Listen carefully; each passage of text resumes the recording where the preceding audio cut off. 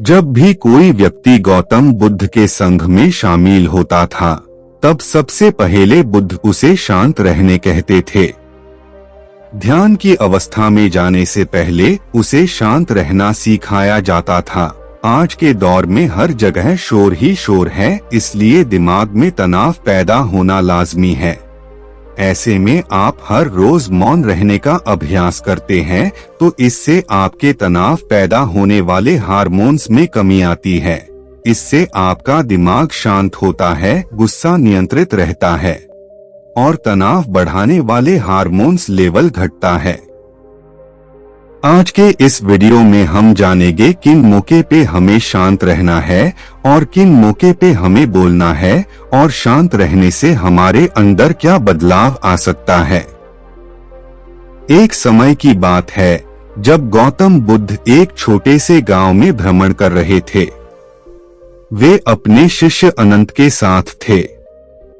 गांव के पास एक सुंदर झील थी। उस झील के किनारे एक सुंदर बूटी बड़ी खूबसूरत दिखाई दी। गौतम बुद्ध और उनके शिष्य उस बूटी के पास गए।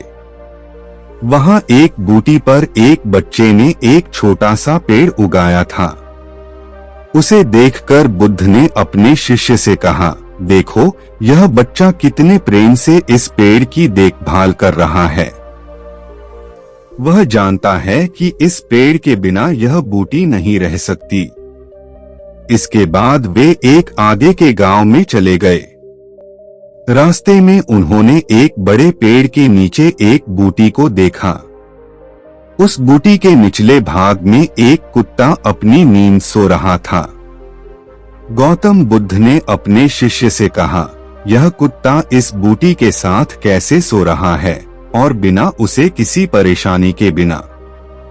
हमें भी ऐसे ही शांति में रहना चाहिए और सभी जीवों के प्रति प्रेम के साथ उनकी देखभाल करनी चाहिए।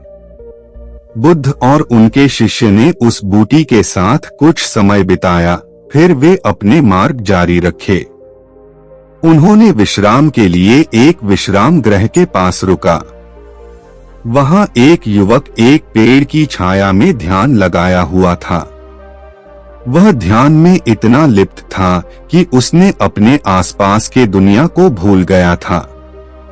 बुद्ध ने अपने शिष्य से कहा, इस युवक ने ध्यान की साधना से सारी अफसोस को दूर कर दिया है।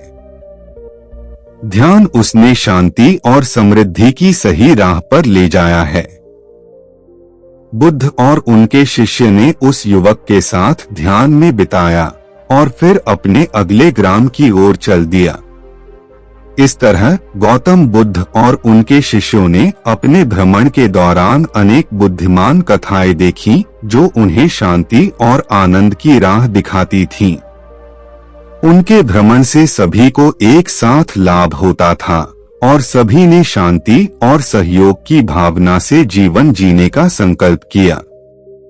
बुद्ध के भ्रमण के दौरान उन्होंने अपने शिष्यों को शांति के महत्व के बारे में बहुत कुछ सिखाया। वे बताए कि शांति केवल बाहरी चुप्पी में नहीं होती, बल्कि अंतरंग चुप्पी में होती है। मन की स्थिरता, अंतरंग शांति और नियमित ध्यान द्वारा ही हम वास्तविक शांति का अनुभव कर सकते हैं। उन्होंने भी बताया कि कैसे करुणा और सहयोग के माध्यम से हम अन्य जीवों के साथ एक साथ रह सकते हैं। दूसरों के दुख में सहानुभूति और प्रेम के साथ हम अपने आप को बढ़ावा देते हैं और साथ ही सभी को सम्मान और संवेदनशीलता से नजरअंदाज नहीं करते। गौतम बुद्ध ने अपने शिष्यों को समझाया कि केवल विचार करने से नहीं, बल्कि वास्तविकता में काम करने से ही हम अपने जीवन को सार्थक बना सकते हैं। ध्यान और साधना के माध्यम से हम अपने मन को नियंत्रित कर सकते हैं और जीवन को अधिक उत्तम बना सकते हैं। बुद्ध और उनके शिष्यों का यह भ्रमण एक अनुभव था जो उन्हें जीवन की सच्चाई को समझने में मदद की। उन्होंने देखा कि शांति, करुणा और ध्यान से ही सच्चे आनंद का अनुभव किया जा सकता है। यह कथा हमें यह सिखाती है कि जीवन में चुप्पी, करुणा और ध्यान की महत्वपूर्ण भूमिका है। इन गुणों के साथ हम सच्चे सुख और शांति का अनुभव कर सकते हैं और अपने और अन्यों के जीवन को बेहतर बना सकते हैं।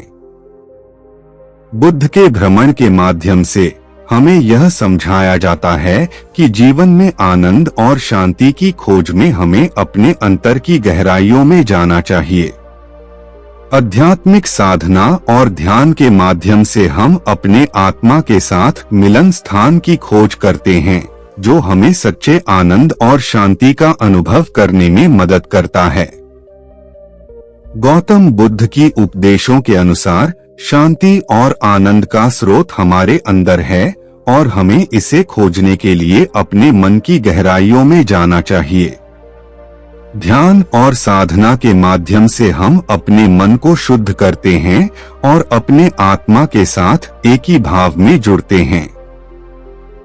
इस कथा के माध्यम से हमें यह भी शिक्षा मिलती है कि हमें जीवन में ध्यान और समय समय पर अकेलापन की आवश्यकता होती है। अकेले होने में हम अपने आत्मा के साथ संवाद में जा सकते हैं और अपने अंतर्मन की सुने। यह हमें अपने जीवन की दिशा में स्पष्टता प्राप्त करने में मदद करता है और हमें सच्चे आनंद और शांति की प्राप्ति के लिए तैयार करता है। इस कथा के माध्यम से हमें यह भी सिखाया जाता है कि हमें सभी जीवों के प्रति सहानुभूति और प्रेम रखना चाहिए। हमें अपने आसपास के लोगों के साथ सहयोग और समर्थन करना चाहिए और उनकी जरूरतों को समझना चाहिए। इस संदेश के माध्यम से हम समाज में सहानुभूति और प्रेम की महत्वपूर्णता को समझते हैं और एक उदाहरण स्थापित करते हैं। गौतम बुद्ध की कथाओं और उनके उपदेशों के माध्यम से हमें यह सिखाया जाता है कि शांति, करुणा और समर्पण के माध्यम से ही हम वास्तविक आनंद और शांति का अनुभव कर सकते हैं। इन गुणों को अपने जीवन में समाहित करके हम अपने और अन्यों के जीवन को धन्य और सफल बना सकते हैं। धन्यवाद दोस्तों, इस वीडियो को देखने के लिए।